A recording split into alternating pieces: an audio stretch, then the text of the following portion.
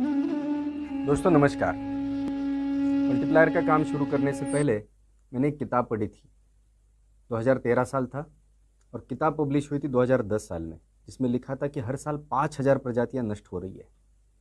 एक प्रजाति नष्ट होना मतलब उस प्रजाति के जो सैकड़ों या शायद हजारों या शायद लाखों या करोड़ों जीव जो पृथ्वी पर है, वो विपरीत परिस्थितियों के कारण, ग्लोबल वार्मिंग या पर्यावरण बदल जो हो रहा है उसके कारण उनकी संख्या घटते घटते घटते गई, कम हो गई और अब वो नष्ट हो गए, विलुप्त हो गए। ऐसे हर साल 5000 प्रजातियां नष्ट हो रही है, विलुप्त हो रही है। ऐसा मैंने उस किताब में जैसे पढ़ा तब मैं बहुत शौक में चला गया। मैं वो किताब उस लाइन के आगे पढ़ ही नहीं पाया। अगला एक दिन 2 दिन में बहुत ज़्यादा दुखी अवस्था में था।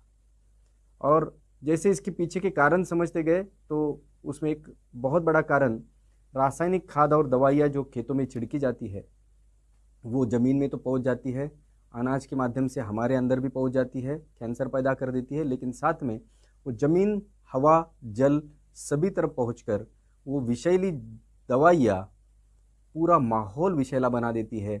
ये पानी पीने वाले ये जो बाकी जीव जंतु और पंछी है उनके अंदर वो जहर पहुंच जाता है और ये तमाम प्रजातियाँ धीरे धीरे नष्ट होती जाती है।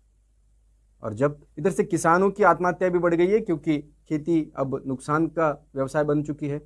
तो जब मल्टीप्लायर का एक परमानेंट इलाज मेरे सामने आया तो मैंने तुरंत इसे अपना लिया, उसके रिजल्ट देख लिए, उसका परीक्षण कर लिया और इसे मैंने तुरंत अपना लिया। क्योंकि आज दोस्तों हालत ये जो है, जब हम आज 2020 साल में जब बात कर रहे हैं तो प्रजातियां नष्ट होने का वेग, स्पीड कई गुना बढ़ चुका है। 10 साल पहले 5000 प्रजातियां नष्ट हो रही थी साल में, अब 1 लाख प्रजातियां नष्ट हो रही है हर साल। ये बहुत भयावह है, 20 गुना रेट बढ़ चुका है। बहुत ही चिंताजनक बात है ये। क्यों? क्योंकि ये पूरी जो दुनिया है, ये पूरी जो जीव सृष्टि है, सारे तमाम जीव एक दूसरे के ऊपर निर्भर करते हैं। आज मधुमक्खी अगर निकल जाती है तो मानव जाति अगले 4 साल के अंदर विलुप्त हो जाएगी, क्योंकि हमको खाना कहाँ से मिलेगा। दोस्तों ये बहुत चिंताजनक विषय है। इधर से अगर दूसरा परिणाम देखा जाए तो भारत की 30% जमीन जो है अब बंजर होने से भी आगे निकल चुकी है, उसका मरुस्थल बन रहा है, यानी रेगिस्तान बनने की तरफ है। मतलब वो फिर कभी भी उपजाऊ नहीं बन पाएगी। लेकिन इस हालात में मल्टीप्लायर एक ऐसी चीज है कि जो बंजर जमीन में भी वापस उत्पादन शुरू कर देती है। अब वक्त है कि 30% जमीन को हम बचाएं, तुरंत बचाएं, नहीं तो हमारी अन्न सुरक्षा खतरे में आ सकती है। तो दोस्तों ऐसी कई सारी चीजें हैं। पर्यावरण बदलाव का संकट तो बहुत ही ज्यादा गहरा है। कोरोना से भी आज 50-100 गुना अगर बड़ा संकट कुछ होगा तो वो पर्यावरण बदलाव का संकट है, ग्लोबल वार्मिंग का संकट है। ये जो जागतिक तापमान बढ़ हो रही है ये हमारे पूरे जीवन को आज नष्ट करने के कगार पर है। दोस्तों वैज्ञानिक जो है बहुत ज़्यादा डरे हुए हैं, क्योंकि हम कई सारे टिपिंग पॉइंट्स क्रॉस करते जा रहे हैं। मतलब वापस आने के रास्ते हमारे बंद होते जा रहे हैं, हम खुद बंद करते जा रहे हैं। ये जो विकास के नाम पे जो विनाश चालू है, ये हमारी अगली पीढ़ी का पूरा जीवन खराब कर रहा है। अगले 3 साल में अगर बड़े बदलाव नहीं किए तो आने वाले 20 से 30 साल के अंदर मनुष्य जाति इस पृथ्वी पर से विलुप्त हो जाएगी, ऐसा आज बड़े बड़े वैज्ञानिक कह रहे हैं। 11,000 से ज़्यादा वैज्ञानिकों ने पिछले साल नवंबर में 2019 नवंबर में जागतिक पर्यावरणीय आनीबानी यानी आपातकाल घोषित किया है, इमरजेंसी घोषित की है, एनवायरमेंटल इमरजेंसी घोषित की है। क्यों?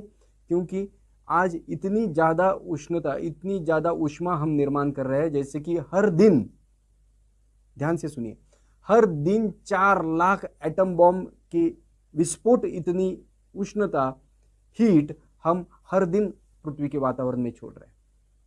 दोस्तों इसके कारण ये तमाम जीव सृष्टि जो है खतरे में आ चुकी है। पृथ्वी बचाओ वगैरह ये गलत लफ्ज है। पृथ्वी को कुछ नहीं होने वाला है, जब तक सूरज है तब तक पृथ्वी को कुछ नहीं होने वाला है। बस मनुष्य नष्ट हो जाएंगे, जैसे डायनासोर नष्ट हो गए 6.5 करोड़ साल पहले। पृथ्वी को कुछ फर्क नहीं पड़ता है, ये जो प्रकृति है उसको भी कोई फर्क नहीं पड़ता है, वो नए जीव निर्माण करके आगे बढ़ जाएगी, लेकिन हम नहीं रहेंगे। आज जैसे डायनासोर के कंकाल हमें दिखते हैं, वैसे ही भविष्य में बाकी पंछी या प्राणी मनुष्य के कंकाल को देखते रहेंगे। दोस्तों आज समय है कि हम एक प्रण करें कि इन परिस्थितियों को बदलने का निर्णय करें। यही हमारा मिशन है।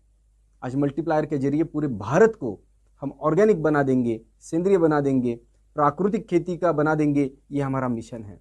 नेचुरल फार्मिंग खेत खेत में होने लग जाएगी। ये आने वाले समय में आप देखेंगे कि सिर्फ 2 से 5 साल के अंदर मुमकिन है।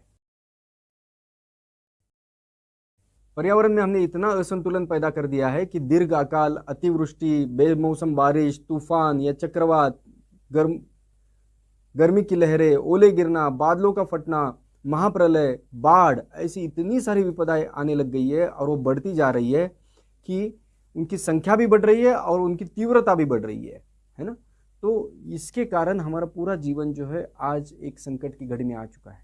अगर इस संकट से हमें पार जाना है तो हमें एक ही रास्ता है कि ये जो गलत ढंग से विकास की नीति अपनाई जा रही है उसे रोकना। ये जो सेंट्रलाइज अर्थव्यवस्था है ये डिसेंट्रलाइज अर्थव्यवस्था हो जाए, ये जो लीनियर अर्थव्यवस्था है ये सर्कुलर इकोनॉमी हो जाए। इसके लिए जरूरी ये है कि हमारा जो डिसेंट्रलाइज इकोनॉमी का मॉडल था, जो भारत में हजारों सालों से चला आ रहा था, कि सारे गांव जो है आत्मनिर्भर थे, स्वयंपूर्ण थे, सारी चीजें गांव में बन रही थी और गांव में इस्तेमाल हो रही थी। यही वो मॉडल है जिसके चलते कार्बन फुटप्रिंट जो है हमारा बहुत कम होगा, हमारे माध्यम से होने वाला प्रदूषण बहुत कम होगा।